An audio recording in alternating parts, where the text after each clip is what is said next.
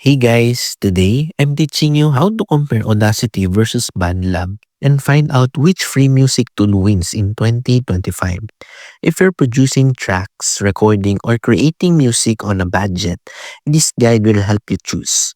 Audacity is free, open source, and works across Windows, Mac, and Linux. It's great for basic recording, trimming, and applying effects.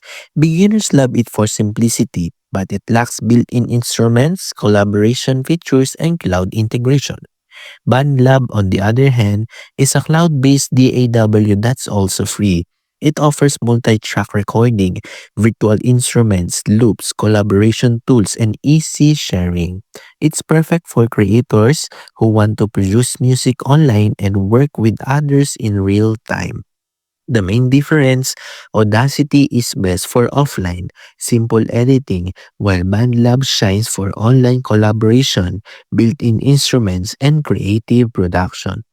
So that's Audacity versus BandLab in 2025. If you want a free, offline editor, Audacity is solid. But if you're looking for online collaboration and built-in music tools, BandLab is the better choice. Thanks for watching and see you in the next one.